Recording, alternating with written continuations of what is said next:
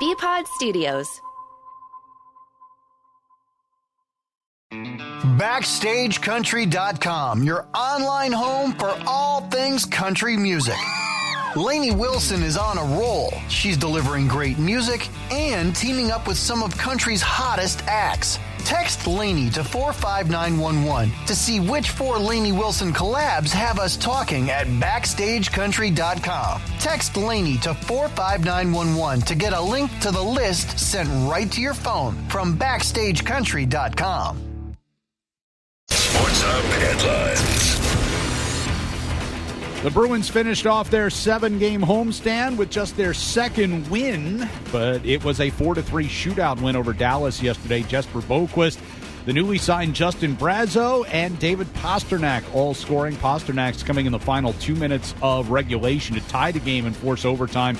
And Jeremy Swayman made 43 saves and stopped 8 out of 9 in the shootout before Charlie McAvoy ended it. Bruins will head out on a 4-game road trip starting tomorrow night in Edmonton. The Patriots yesterday releasing defensive tackle Lawrence Guy and safety Adrian Phillips. Tackle Trent Brown's contract was allowed to void heading into the final year, so he'll become a free agent.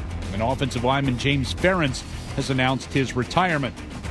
Today in the NFL, a 2-week window for teams to use their franchise tag will open. Kyle Duggar, the most likely target for the Patriots, if they decide to use their tag. After putting his team on the market for the last 2 years, Washington Nationals owner Mark Lerner said yesterday they're no longer for sale. The Red Sox, meanwhile, had Sam Kennedy, their president, meet with reporters yesterday. Chief Baseball Officer Craig Breslow, Kennedy says, is operating under the parameters that have been set for him. The Brooklyn Nets have fired their head coach Jacques Vaughn and promoted Kevin Ollie to interim head coach. Sports Hub headlines are brought to you by Bentley University, a force for business, a force for good. I'm Ryan Johnston on Boston's Home for Sports, 98.5 The Sports Hub. More headlines in 30 minutes.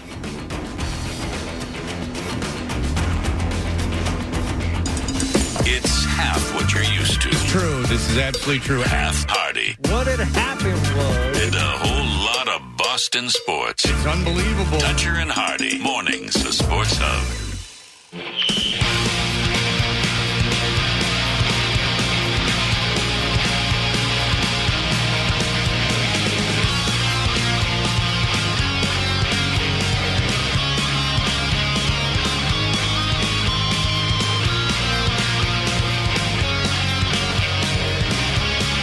I wake up and I can't see, and then I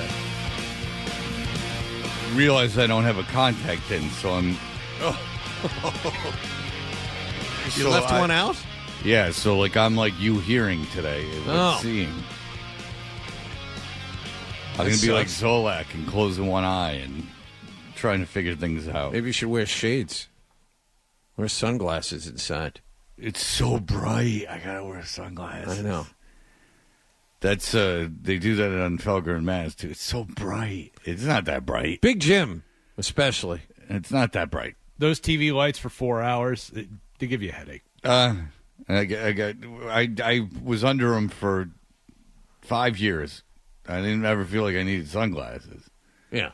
There was a time this show was on television. I remember. Yeah. That's when I became a daily viewer at that point. Oh, fantastic. Thank you. Stuck with it after the TV went away. We really never, none of us on the program have felt the need to wear shades. No, I liked the TV lights, as a matter of fact. In the middle of the winter, I enjoyed the TV lights. They made me feel alive. I'm not one of these, like when dudes do overnights, and if you guys have all been in radio, like when guys do overnights and they turn off all the lights, yep, and it's like pitch black and they're there for 5 hours in the total darkness. I always was like, how the hell do you function? Fall asleep. Or I would just flip out. Yeah. Like, it would be so incredibly depressing. Like, and then you sleep all day. Like, so you just live in dark, like, literal darkness. Like, that, biologically, that's terrible for you. You're not supposed to live that way. You're supposed to get sunlight. It has a very real psychological effect on you. Yeah, there was this guy had a national syndicated show, Tom Leykis. You ever heard of him? Yeah. Tom Leykis. He would give guys relationship advice. That's right. Yeah, you work with him. Did he throw you into a fireplace? No, but I was at the party that he did. Yeah. I was not his diminutive wife after the open bar holiday party that no longer existed after that. I was in a hotel room with... The phone call came in the next morning about him having to get bailed out, and there was other people in the room. All right. So Tom Leykis went on to have a very lucrative career, but Tom Leykis was in Boston. Yeah, Tom Leykis was for a while nationally syndicated. He was very much a man of his time. He was someone who was he talked about like sex, but he was like all like. How would you describe him, Dan? He was.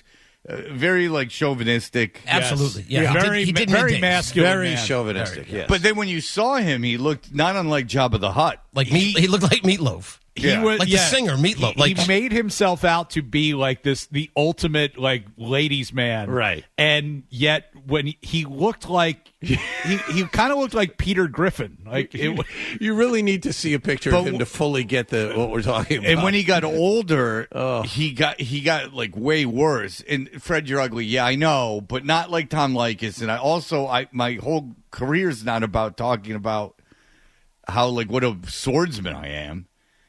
I never understood Tom. He should have boycotted the barber as he got older. He went to a barber that did him no good. Yeah, I never understood Tom Leykis' career, and if you don't understand the reference, when he was in Boston, he was arrested for assaulting his wife, throwing her in the fireplace. Bottles and stuff like that. And then he still like ran around for 20 years after that, talking about like what a swordsman he was, and you're like, all right. Kind of a weird Not dude. much longer at the station that I worked at after that. Well, you would assume that would be not good. So, so the guys that sit in the darkness, I never understood. So the TV lights, I actually, more light the better as far as I'm concerned. In the wintertime, absolutely. Well, yeah. You blast that light at me, baby. Remember when we were on TV and they took away the windows? Oh, yes. They boarded them up. I couldn't. That was the worst. Strange enough, they can have windows in this one. And everyone's still on TV. I'd go back on TV. I can't remember why we didn't. And when I said it the last time, people were like, well, you didn't want to do it either. But I don't know why I was saying that. Sometimes it was just going along with sometimes it was the passive least resistance. Oh, Fred, that's not true. But yeah, it was a lot. I remember it, the argument was we really weren't getting not only monetarily, but we weren't getting a significant bump in our ratings. We were getting paid because of radio ratings, not TV ratings. Yeah, but it was more of a pain in the ass than anything else. Yeah, but if we were smart and would have stayed on TV by now, we'd be making a nice little chunk of change being on TV. Like it wasn't a lot at the time, but it increases every contract. So now it would be probably equal to a first place bonus in money for TV. Well. So if you're listening at NBC Sports Boston, I'm sure Felger and Maz aren't doing you any favors. Josh Fowler, I'm sure he misses us terribly. We were huge. Josh Fowler still reaches out. I'm the one who's broke bread at his house. I spoke with him yesterday. Yeah. Literally, yesterday. We had huge lunch ratings, with him many too. times. We had huge ratings, sometimes zero. Okay. Sometimes literal zeros. But the prestige. We put him through the ringer in the mornings, is what we did. Oh, Fowler was fine. Yeah. What did he have to put up with? Seriously, how hard could it be? He was the genius that got in there at 2 a.m. for no reason. Yeah. It's like when Rich got in here at like 4 a.m. Like, what are you doing? No reason to be in here. All right. Well, Rick Pitino. Yes. Who all the Celtics fans one of your love. favorite people. Your buddy. I don't care about Rick Pitino. He did all I did. I just hung up on him. But Rick Pitino, he is now the coach of St. John, as following in the line of Krzyzewski and the Williams and all these guys. He's running out his career at a small D1 school. No one would have him after that Louisville debacle. Remember, he had to go to Iona to resurrect his career. Yeah, and now he went from Ionia to St. John's, and so St. John's was good for a while this year. And by the way, they got a kid that's all Big East on this team. Like they're not a bunch of stiffs, and they lost. They blew a 13-point first half lead, and this is what Rick Pitino had to say after the game over the weekend. Lateral quickness and our toughness is just something I've never witnessed in all my years of coaching. We are so non-athletic, that we can't guard anybody without fouling. It's been that way the year, but we came out in the second half and we knew they would come after us, but you have to move the ball, and we just took 4 minutes of rush shots. And really it's not about losing, because even in winning, when we watch the film, I see unathletic plays. I see people that don't handle the ball, that's just interested in taking quick shots. So it's been a disappointing year. We've got 5 more games in the Big East tournament to play, and we'll try to improve and make the best of it. All right, that's not even the clip. The clip is he names the guy specifically. He names the player. That was from yesterday. The clip that he's referring to, he's not apologizing for the first thing he said, but he names kids specifically. Look, Joel's slow laterally. He's not fast on the court. Chris Ledlam is slow laterally. Sean Conray's slow laterally. Brady's physically weak. Drissa is slow laterally. He names his starting 5. Joel he's talking about is the center that leads the team in scoring and rebounding at the moment. Yeah, who's the all Big East kid. And so he's naming guys directly who he is who he's saying are bad. Now, here's the deal with college basketball. I know a guy who is an assistant coach for a college basketball team, and he said that, like, out of the 15 kids on his team, 10 of them, this is their 4th team. Like, people don't stick around. It's terrible. The rules are terrible. The transfer rules are absolutely atrocious. It's the Wild West. Well, no, it's really also is. bad for kids. Yeah. Can you imagine that you just going to a new college every year? It just put in the real world, and these kids that transfer 4 times aren't playing in the NBA.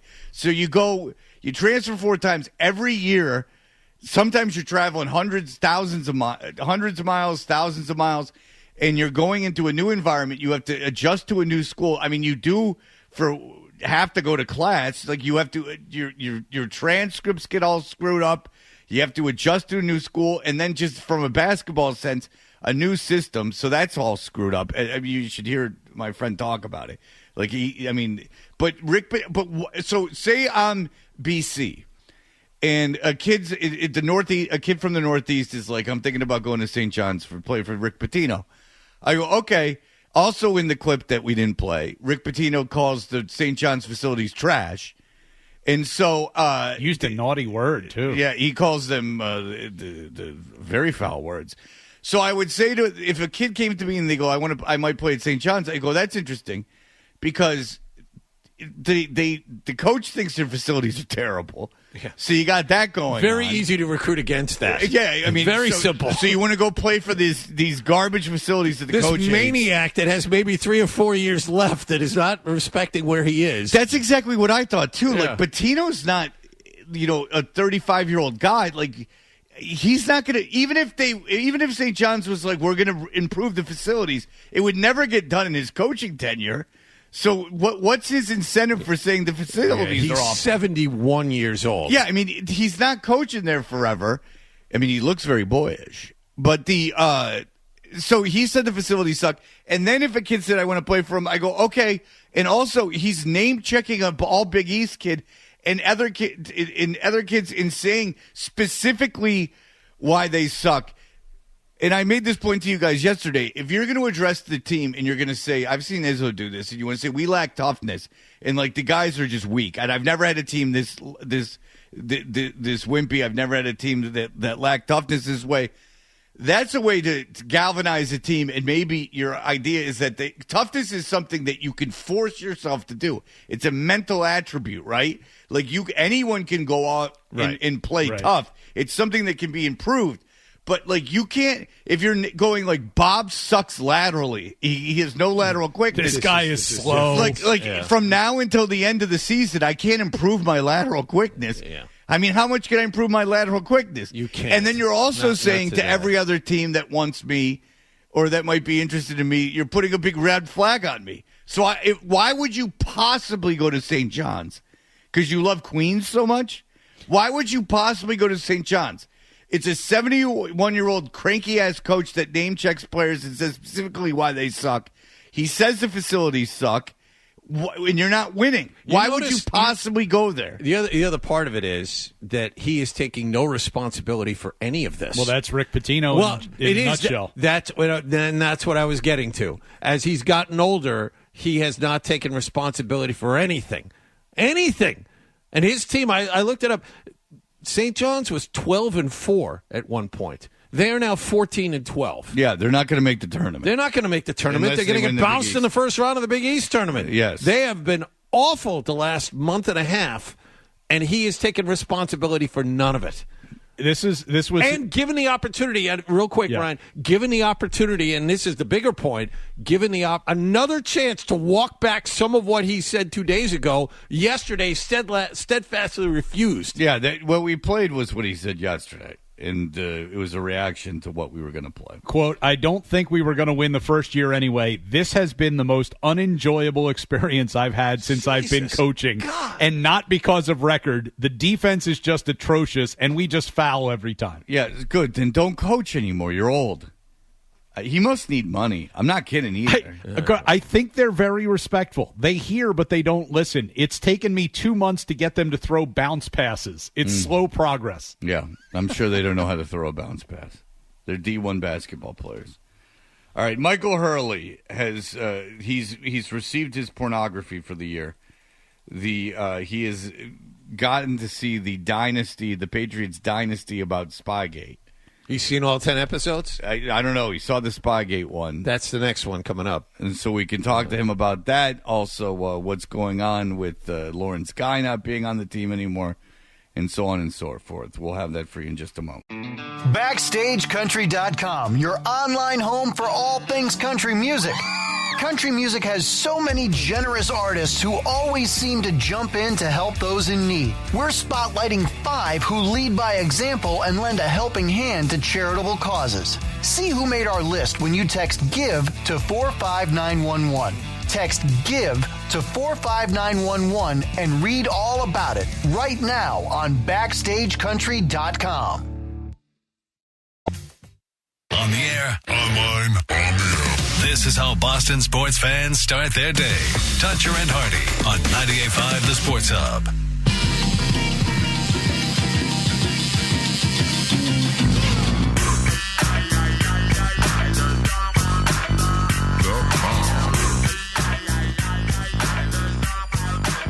Hey, we're Toucher and Hardy. Michael Hurley writes for CBSBoston.com. And I'll introduce him to give people a background who aren't familiar with him. He's a very talented writer, but he was also, during Deflategate, you ever see the episode of Always Sunny in Philadelphia where Charlie works at the big office? He gets the office job in the mailroom, and they go downstairs, and he's got the pictures with the strings connecting. And, I mean, Hurley was very into Deflategate. He was not happy. He's no fan of Roger Goodell's. When we saw him at the Roger Goodell press conference at one of the Super Bowls, Hurley had a manifesto scribbled on a legal pad. It was the world's longest question. It was more of, these are things. It was almost more like an airing of grievances. Like he'd written down, like as an exercise, everything that he needed to say to get to this man to clear his conscience. It was as if he needed to unburden himself some way, because all of this information was stored up inside his head, and somehow by writing it down, he had unburdened himself. Well, psychiatrists will tell you that that's an effective technique. Yeah. Perhaps Michael Hurley was told by a psychiatrist to do that. He joins us on the Volkswagen Dealers Expert Hotline. Hi, Michael Hurley. Hello. I'll just say the world is lucky I did not get to ask my question, because that was, 5 years ago. I would still be asking it. It would still be going on. So it's a good thing that microphone didn't land in my hands. What, was a mental health professional the one who told you to write it all down, to get it to put it from your mind onto paper? No, coming on this show was my therapy. That's all I needed. All right. Well, I want to give you the open microphone, but you have seen this Apple Plus documentary about the Patriots and their dynasty. Mm-hmm. And finally, one of the issues, the negative issues affecting the team, Spygate, is addressed in the most recent one. I don't think it's out yet. but you got to see it. What were your thoughts on it? Where did you stand on Spygate before this? Before you saw it? I've always been confused because there's this sort of lasting impression that the Patriots got off easy with Spygate, and that's why, Deflategate came, the punishment was so severe, and the NFL came so hard, is because they wanted to prove. But it was the only time a team's ever been docked a first-round pick, which is a pretty severe punishment. So I guess the issue people had was that Bill Belichick was never suspended for it. I thought it was, a heavy punishment for something that they did. But just the episode itself, which comes out this Friday, not to brag, I'm very special and I've gotten to see. Zolak doesn't. Zolak's all pissed off. He's mentioned it like 3 times. He's really angry. Wow. He's like, my effing apartment, they've asked to use my voice, which is kind of weird that they haven't. But I guess they're afraid that the station's gonna crap on it and go over it with a fine-tooth comb. So they won't let him see it, but they let you see it. So you saw the episode. It comes out Friday, and what were your thoughts? Yeah, well, first of all, Zolak can come over to my house if he wants. I'm sure the kids would love seeing Uncle Scott. But so it takes 3 episodes to win the first freaking Super Bowl. So it's kind of like, come on, get this thing rolling. I get it. Drew Bledsoe was the quarterback. Move it along. So it ends. The 3rd episode ends with a little teaser to Spygate, and then the whole 4th episode focuses on it. And I think it's awesome. I think it's just dramatic. I think it's a great encapsulation of the chaos and firestorm, because we all lived through it, but it was a long time ago now. We're talking about 16 years ago, where it took over the sports world, and you had all the talking heads and all these conclusions, and that part of it was great.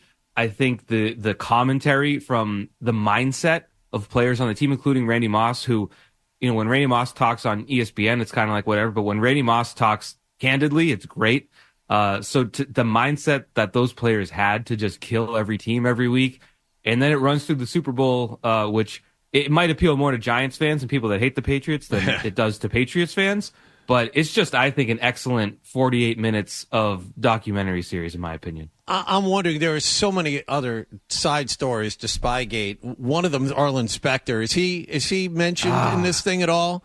He's not. Arlen Specter was fantastic in that he wanted retrospectively to go back over it. He's the one who questioned Goodell about destroying the videotapes and basically made an ass out of himself because he was up for re-election. Well, did they talk about destroying the videotapes? Did it change your opinion at all on what happened in Spygate? I know that you were under, as one of the privileged few that have gotten to see the episode before it's released, you can't give everything away. Right. But did it change your opinion? Did they address the destroying of the tapes? Because Zolak said they talked to a particular woman that it wasn't going to look good for the Patriots. He was under the impression that the episode was going to look bad for the Patriots. Do you share that opinion? Well, first of all, Arlen Specter literally took that fight to his grave, which was an insane thing to do. At least I have the decency to move on with my scandals. But Robin Glazer is the executive vice president, and I think I can say that because it was in someone's series preview. I haven't watched the whole series.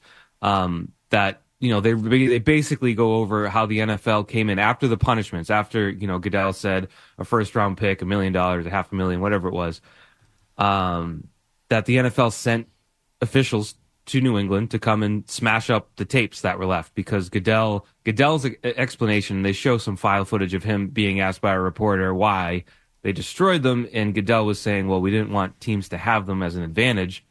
That was the story. I, as someone that fully and wholly trusts Roger Goodell's leadership, believe that was the right call.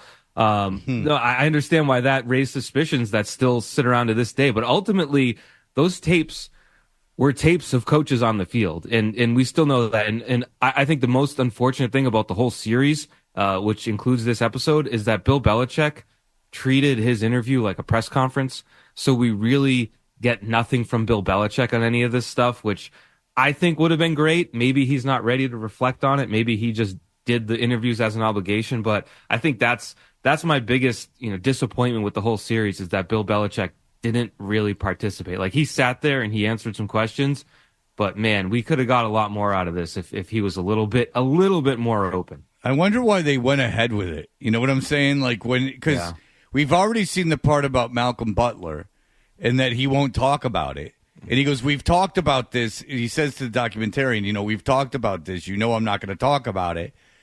And at that point, like, why am I, like, I mean, I know you said it was good but at that point, like, if the main guy is not going to talk, then I have no interest in, let's just wait until the thing that happens when he does talk. Yeah, it's too bad. They use, like, instead of having Bill talk about it now, they use an old clip. He was on CBS News, and, like, Armin and Catan was grilling him back when it happened. So they just let that stand as his opinion. But it would have been nicer to have a little bit more reflection all these years later. But that's kind of the case for so far. I haven't seen Bill Belichick say really anything at all. Yeah, he's not going to. All right, so he's probably waiting until he can say it to a ring cam. Is my opinion. With or without a shirt? Oh, you can't have a shirt on. Okay, you got to be, and he's got to be real confused. Yes, he has to stumble around. He's got to be looking for his car. What did you think of that, Michael Hurley? Was that Bill Belichick on the ring cam? I mean, I've seen Bill Belichick a lot. That looked like Bill Belichick. That looked like that Bill was Belichick. Absolutely Bill Belichick. Well, I just wanted Hurley's opinion on it. I mean, Hurley. I can't say it was absolutely. Well, no one can. I mean, there's AI. John just did. Oh yeah, John just did. You're right. Well, John's a buffoon, and there's really one of the stakes. Who's coming after John? Really? You know what I'm saying? What you don't know, Fred, is that Bill has a twin brother named Phil. Phil Belichick, who also takes. He was a big fan, and he gets laid all the time. Yes. And takes his shirt off. Big swordsman. Yes. Well, who knows? I mean, again, Bill could have been fixing, someone's sink. All right. So Lawrence Guy is no longer on this team. They open up even more cap space. If you're the Patriots, Michael Hurley, what do you do this offseason? How nuts do you go in free agency? What do you do in the draft? What are your opinions as we get close to all this going down? I think it's not helping that the free agent class, and I don't have a list in front of me, but I know when you look at it, you're not like, wow, you can really improve your team overnight with this group. It's not that type of year, but they need tackles for sure. That's going to cost a lot of money, whether they keep Nwenyu or get 2 new tackles or just one. They're going to need tackles. They're going to need wide receivers. They're probably going to need a tight end. And then there's a position called quarterback that they're going to need to upgrade. So the draft can help you in some ways, but you're not going to completely revamp your offense just through one draft in 1 year. So they're going to have to go at it. And my biggest, I wouldn't say, I guess the biggest challenge or the biggest hurdle from the outside is saying, well, how do these guys think? Because we haven't seen the Patriots operate without Bill Belichick running the ship for so long that I don't know how Elliott Wolf is going to approach this. I don't know whether some of those bad picks in recent years were the result of Matt Groh or whether they're a result of Bill Belichick ignoring Matt Groh. I don't know. So we're going to find out a lot in these coming weeks. But I have to imagine that the new front office is not going to be the type to be like, well, we don't need DeAndre Hopkins. We have Tyquan Thornton. I feel like this front office just knows what is at stake and how much they have to build. So I think when it comes to spending, when it comes to drafting positions that maybe aren't considered smart in certain spots, I would like to think they're not going to hesitate. Well, no, they're going to draft better. I mean, we know Belichick. Yeah. We know Belichick over, like, we know with N'Keal Harry that he went against his draft people. Yeah. We can imagine Cole Strange was not a universal pick in the front office. Right, but particularly N'Keal Harry, he was told not to take him. I mean, he was down with the coach from Arizona State and fell in love with him during an interview. He thought, was it Deebo Samuel and AJ Brown? And AJ Brown. Those are the two guys. Apparently, both of them came to Foxborough for their interview. Both of them were relaxed around each other, and both of them were just happy and not very serious around each other. And Bill took that, based on what we've been told, as weakness and an inability to focus in an important situation. So he skipped over them and went to N'Keal Harry, who was coached, and killed his interview. Yeah. So apparently that he went against. I guess that's why personnel guys were leaving, is they felt that they didn't even have anything to do. But if you are the Patriots, Michael Hurley, are you taking a quarterback in the draft? Are you taking the quarterback at number 3? I am if I love them, and I'm not in the front office. I haven't done my tape work on the guys. Call Bedard. I haven't hit up the YouTube on Drake May just yet or Jaden Daniels, but if they believe that that's a franchise guy that's there for them, then absolutely you take him and you hope it works out. If you don't believe in him, though, I'm okay with going with either a trade down or taking a tackle or I know people love Marvin Harrison Jr. I don't think a wide receiver is going to turn your fortunes around, however good he may be. I think that's sort of a last piece to the puzzle, not maybe a building block. But I'm okay if that's what they determine. I wouldn't want them saying, well, we got to take a quarterback just because and hope, they're wrong with their evaluation. You want a front office that is right, but is also confident in their process. And so if their process says, look, we don't like X, Y, and Z about, again, whether it's Drake May or Jaden Daniels, and you can get a premium position at left tackle, that's not a bad thing for the franchise. I know that everyone's here, their heads will explode, but if you don't spot the guy there and you could get a Baker Mayfield, a Kirk Cousins for a couple years, keep Mac Jones as a backup, whatever it may be, I know that this is going to make people pull their hair out. That is a functional forward step for the organization. How is getting Kirk Cousins a forward step, though, when he's old and he's going to be gone before you could get any kind of traction with him? Yeah, because I just think you can run a reasonable offense with him for a couple of years. And if you have if Joe Alt is the guy at left tackle and can solidify you there for the next 7, 8, 9, 10 years, then you've improved your team in the long run. And maybe next year you take a crack at the quarterback, maybe a better I haven't looked at next year's free agent class, et cetera, et cetera. I think that is smarter than just saying, wow, we think this guy sucks, but we need a quarterback. No. Obviously, if you think he sucks, but if they do believe there's three, first of all, you never want to be picking up here again. Second of all, there might not be a draft with 3 legit top 5 kids in it at the quarterback position for a couple years. You don't know. You would have to trade up to get one. This might be your only choice. I mean, obviously, if they don't like the guy at 3, they shouldn't take him. Or maybe they feel like there's somebody that they can get later on that may not be ready day one. But okay, so here's my concern with that is that if it's J.J. McCarthy, which I think it would be J.J. McCarthy, I think that it's already starting to happen. He's starting to bubble on these things. And I think that when he does his pro day, people are going to lose their minds. Harbaugh just didn't let him throw. Is that if it's J.J. McCarthy and you trade down, say like you trade to 12, and you're like, oh, we'll just get J.J. McCarthy at 12, and then Atlanta takes him at 8, then you don't get anyone. Now you're really scrambling because now you're taking someone that you might not even have. I mean, you might not have Penix or Nix as someone that you think can play in the NFL, let alone that are worth a top 5 pick. So there you go. All right, we have to break. I'm sorry, John. You're very chomping at the bit today. You got a lot to say. You see him over there, Ryan? He's like gesturing and moving all around. He's got a lot, but we have time constraints. I understand. We've blown through the break. Yep. Dan's not happy with any of us at the moment. No, I get it. You don't have to deal with his scoring. He loves you, Hurley, though. Don't worry. All right. I love it. I would just add this to cap Fred's point there, or to cap the discussion from my end, is there are times where, you have this third pick at quarterback and it ends up really not working out. But there have been times, like Ben Roethlisberger was the third quarterback taken, and the first 2 were Eli and Rivers. So you kind of got better as that went on. So there are times where not having to make that pick. Josh Allen, absolutely. Patrick Mahomes.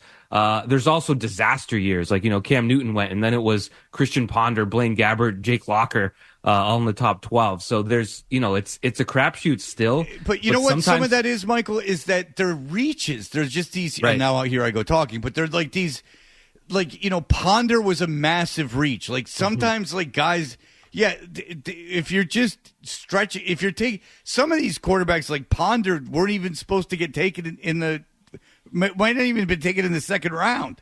Like, you know what I'm saying? Like sometimes teams go crazy. You're absolutely right. And I'm glad you're on that side because sometimes people are like, well, there's so many quarterbacks that have failed that have been top 5 picks. And you go, yeah, but almost every quarterback that's not fails. You understand what I'm saying? Your chances of hitting on one later in the draft are almost none. And then Dak Prescott is the one. You can't rely on that. And your chance of hitting at a receiver later in the draft is great. Your chance of hitting at an offensive lineman is pretty good. And by the way, the receiver rankings. Remember when Harrison was far and away supposed to be the best player in this draft? Now I'm seeing he's not even the best receiver. Now you have neighbors and that kid from Washington that are close. Yeah, absolutely. Yeah. So they're jamming that all up. All right, Michael Hurley, CBSBoston.com. He has seen the Spygate episode of that documentary. He's very excited. Read his piece from yesterday about what was going on in the outskirts of the Stadium Series. I wanted to get to that. No, we didn't get a chance. Oh, with the baby doll? Yes, with the babies and dogs the people running walking around, in the park. women sitting on benches. Because that's what The New NHL. Yorkers love. They love their parks. And you wouldn't get it. You guys aren't from New Jersey or New York. They love parks down there. Okay. They love parks. Well, I mean, I know that the wild card here, they used to work at the station, Marshall Hook, loves a good New Jersey diner. I lived in South Jersey until I was 13. No, I'm sorry. Cherry Hill? That's not Thereabouts. Represent. That's no good. Well, All right. hopefully, thank you, hopefully we Michael. can talk again after the Deflategate episode. Oh, boy. Cool. I haven't watched it yet. I'm going to be frustrated. Get your legal pad ready. Yeah, indeed. it's not going to be good for You're me. going to be like, I already know it. You're going to be like a fan of the band that was before they got signed. All right. Thank you, Michael. See ya. All right. We'll be right back. Here are the headlines. BackstageCountry.com, your online home for all things country music. Lainey Wilson is on a roll. She's delivering great music and teaming up with some of country's hottest acts. Text Lainey to 45911 to see which 4 Lainey Wilson collabs have us talking at BackstageCountry.com. Text Lainey to 45911 to get a link to the list sent right to your phone from BackstageCountry.com. Toucher, Hardy. You get used to sitting back and letting Daddy drive the car. 98.5 The Sports Hub.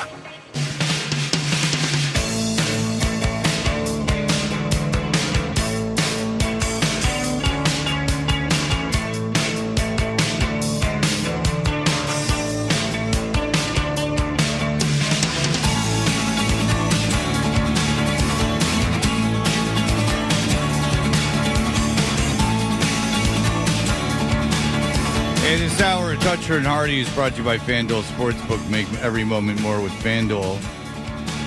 I have to applaud whoever the person was that it appears was, I didn't see him, just smoking weed somewhere on this floor. Oh, yeah? I just went out to go get, sodas. Yeah. Because I drink a lot of the sodas. And it smells like the inside of like a one-hitter. Like it doesn't smell like even like vape. It just smells like someone had like a one hitter out there and was actively smoking marijuana. Sounds like a delivery driver, the guy that shows up with your food sometimes. Yeah. That's what it smells like. Yeah. Have you ever had someone come to your house to do something and they just reek of weed? Yes. That's why I said that. And they're I have. yeah, because I had a guy. He was trying to do something to the TV. He was trying to install these speakers into the TV. This was years ago. And he's like, dude, can you hold this? And so I'm holding the TV, and it's not light. It's a heavy operation. And he's like, he just reeks of weed. And I'm sitting there holding this TV, and it's going on for like 20 minutes. And I'm thinking, I can't believe I'm paying this guy so I can sit here for 20 minutes holding this TV, and it gets to be enough of a pain in the ass that I am doing enough looking at the TV, and he's poking around like an idiot enough where I figure out how to do it. Mm-hmm. Like he's just and by like it was like fight or flight. I had to I was. Like, my brain, normally, I didn't have the patience or the wherewithal to figure it out, but I was so sick of holding the TV that I actually figured it out, and I fixed it.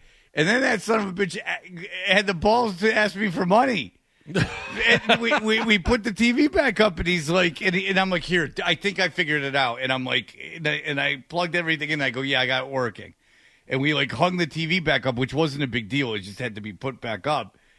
I just needed his help to hold aside. So, and then he's like, all right, da-da-da. And normally I would just pay the guy to not have the confrontation. But I was so flabbergasted that he asked me for money that I was, no. I go, I'm not paying you. I go, I'm not. You didn't do anything. I held the TV. In fact, you did way less than I did. Not only did I figure it out, but you just poked around the television while I held it for a half an hour. We had a guy come to the house. We needed to buy a new dryer. So the guy came in with the dryer, installed the dryer. The laundry room reeked for, I don't know, 2 weeks. We couldn't get the smell out of there.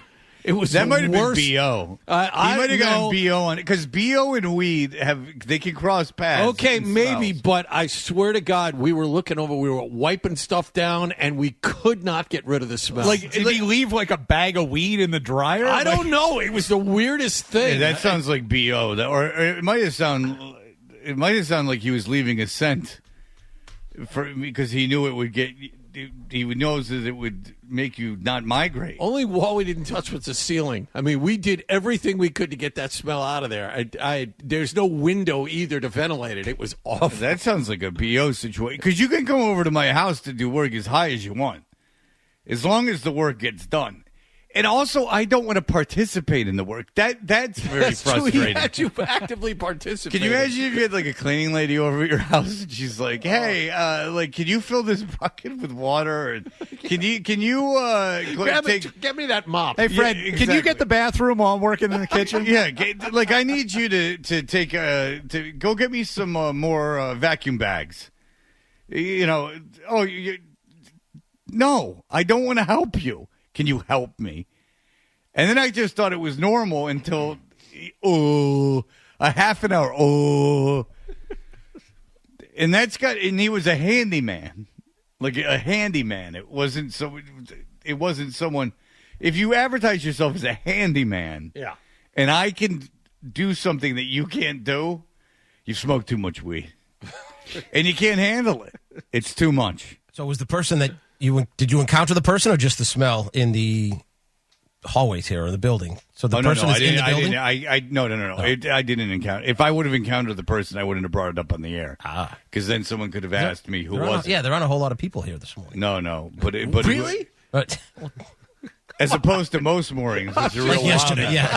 I'm shocked. Where it's a real. This week is. There are fewer people here than there are normally. This week is there's no traffic. This week is the big vacation week, unless you go to Newton Public Schools, and then school starts at 8:00, right? School's in session right now. There you go. Yeah, my daughter is in school right now. Happy. Well, and then they said that,